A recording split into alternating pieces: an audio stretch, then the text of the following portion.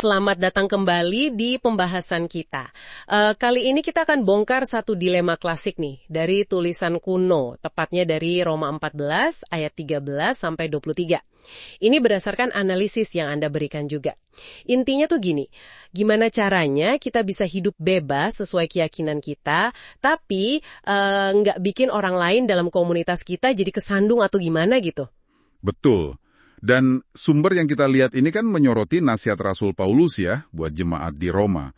Jemaatnya itu, isinya campur aduk banget. Ada orang Yahudi, ada non-Yahudi.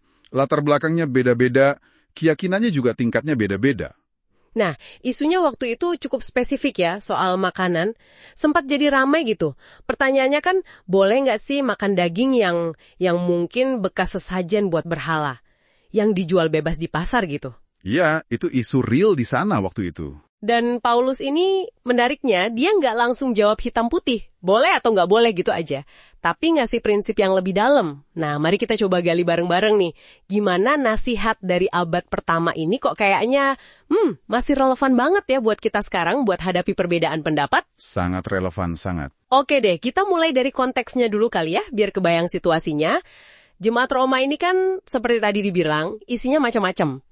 Jadi kayaknya ada gesekan gitu ya, antara kelompok yang merasa kuat iman, yang mikir bebas aja makan apapun gitu kan, sama kelompok yang lebih hati-hati, yang disebut lemah iman. Istilahnya Paulus memang begitu. Mungkin mereka khawatir soal daging bekas sesajen itu tadi ya. Nah, Paulus langsung nembak di ayat 13, stop saling menghakimi.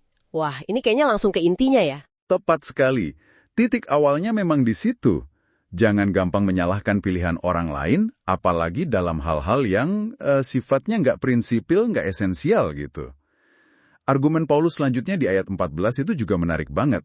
Dia bilang, pada dasarnya nih ya, nggak ada makanan yang haram atau najis dengan sendirinya. Oh gitu ya, jadi secara substansi makanannya sendiri netral gitu?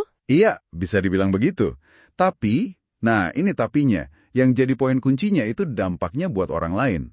Di ayat 13, terus diulang lagi di 15, di 20, dia berkali-kali ingetin, jangan sampai tindakan kita itu bikin saudara kita jatuh atau tersandung. Batu sandungan ya istilahnya? Betul, batu sandungan. Sesuatu yang bikin orang lain itu imannya goyah atau jadi ragu-ragu gitu. Jadi prinsip utamanya jelas, kasih itu harus jadi rem buat kebebasan pribadi kita. Wah, ini ngingetin sama ajaran Yesus juga ya, yang dikutip sumber Anda itu dari Matius 15 ayat 11. Yang soal apa yang menajiskan itu? Iya, bahwa yang bikin kita najis itu bukan apa yang masuk mulut, tapi apa yang keluar dari hati. Wah, jadi fokusnya digeser banget ya ini. Bukan soal boleh atau nggak boleh makan dagingnya secara hukum, tapi lebih ke, sikap hati kita dan efeknya ke orang lain. Gitu. Tepat. Pergeseran fokusnya itu kelihatan jelas banget, terutama di ayat 17. Dia bilang gini, sebab kerajaan Allah bukan soal makanan dan minuman. Bukan soal itu ya? Bukan, tetapi soal kebenaran, damai sejahtera, dan sukacita oleh Roh Kudus. Nah ini kan mengubah prioritas banget. Paulus seolah bilang, urusan makan minum itu sekunder lah. Yang primer, yang utama itu membangun kehidupan bersama yang benar, yang damai, yang penuh sukacita dalam tuntunan Roh Kudus. Jadi kalau demi makanan atau minuman kita malah ngerusak kedamaian atau bikin orang lain imannya terluka, ya kita kehilangan gambaran besarnya. Kita salah fokus gitu kasarnya. Wah, ini balem ya. Jadi kalau kita ngotot nih pakai hak kita, padahal kita tahu itu bisa bikin orang lain goyah imannya, menurut Paulus itu ya salah. Bisa dibilang begitu. Di ayat 15, dia bahkan bilang, jangan karena makananmu, engkau membinasakan saudaramu yang untuknya Kristus telah mati. Itu kedengerannya keras banget ya, membinasakan. Apa maksudnya? Ya, bahasanya memang kuat.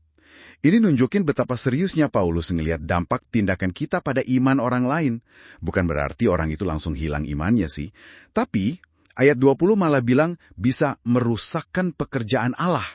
Maksudnya, kita itu bisa menghalangi atau mengganggu pertumbuhan iman orang lain dalam komunitas yang sedang Tuhan bangun. Itu kan serius. Serius banget sih itu. Terus ada lagi lapisan penting. Di ayat 23, segala sesuatu yang tidak berdasarkan iman adalah dosa. Maksudnya gimana tuh? Artinya, Tindakan kita itu harus keluar dari keyakinan yang tulus di hadapan Tuhan. Kalau kita ragu-ragu tapi nekat aja ngelakuinnya, atau kita ngelakuin tanpa peduli dampaknya ke orang lain, nah itu jadi masalah di mata Tuhan. Bukan soal benar salah makanannya lagi, tapi soal motivasi hati dan keyakinan kita. Oke, paham. Jadi intinya kebebasan itu memang ada, itu anugerah, tapi penggunaannya harus bertanggung jawab gitu ya? Persis. Nah, ayat 21 itu kan cukup ekstrim ya kedengerannya. Baiklah engkau jangan makan daging atau minum anggur atau sesuatu yang menjadi batu sandungan untuk saudaramu. Berarti kita diminta rela membatasi diri kita gitu. Padahal mungkin kita yakin 100% kalau itu boleh-boleh aja buat kita. Persis. Itulah inti dari kasih yang rela mengekang diri demi kebaikan bersama. Paulus nggak sedang melarang makan daging atau minum anggur secara mutlak, bukan itu poinnya. Tapi dia bilang, kalau dalam konteks tertentu, tindakanmu yang sebenarnya halal atau boleh buat kamu, itu malah bisa bikin orang lain jatuh imannya. Ya lebih baik jangan dilakukan, itu bentuk kasih yang nyata. Wow. Ini semacam sintesis teologis ya, kebebasan Kristen itu nyata, ada. Tapi kasih harus jadi pemandunya. Dan prinsip ini, seperti yang disorot sumber Anda, itu nggak lepas dari akar teologi yang lebih dalam. Misalnya, keyakinan bahwa hidup kita itu harus berdasarkan iman kan? Itu prinsip sola fide. Dan juga teladan kita itu Kristus yang rela berkorban. Solus Kristus ya? Betul, solus Kristus. Dia berkorban demi orang lain, termasuk yang dianggap lemah. Jadi, kepedulian kita pada saudara yang lemah ini bukan sekedar etika sosial biasa, tapi cerminan dari iman kita pada Kristus itu sendiri. Oke. Jadi kalau kita tarik benang merahnya nih ya, dari semua ini, pesan utamanya itu kita harus utamakan kasih, utamakan kedamaian, dan usaha untuk saling membangun iman. Gitu ya? Tepat sekali. Dan ini kadang berarti kita perlu ngerem, perlu menahan diri dari kebebasan pribadi kita, kalau memang ada potensi jadi sandungan buat orang lain dalam komunitas kita. Ya, mengalah sedikit demi kebaikan yang lebih besar. Jadi bukan soal siapa yang paling benar atau salah dalam isu-isu yang gak esensial, tapi lebih ke gimana kita menjaga keutuhan jemaat, keutuhan komunitas bersama. Betul. Dan ini kan langsung memunculkan pertanyaan reflektif ya buat kita semua yang dengar ini. Bagaimana prinsip jangan jadi batu sandungan ini kita terapkan dalam interaksi kita sehari-hari? Mungkin udah bukan soal makanan lagi ya sekarang. Iya, konteksnya bisa beda banget. Bisa jadi soal gaya hidup kita, cara kita bicara, apa yang kita posting di media sosial, atau sikap kita pada isu-isu yang mungkin sensitif buat sebagian orang. Pertanyaannya jadi, di area mana saja nih kita perlu lebih peka, lebih hati-hati, supaya pilihan-pilihan kita nggak justru melemahkan iman orang lain di sekitar kita. Ini semacam latihan empati rohani gitu ya. Empati rohani, istilah yang bagus, menarik sekali. Nah, sebagai penutup nih, ada satu pemikiran dari sumber ini yang mungkin bisa Anda bawa pulang untuk direnungkan.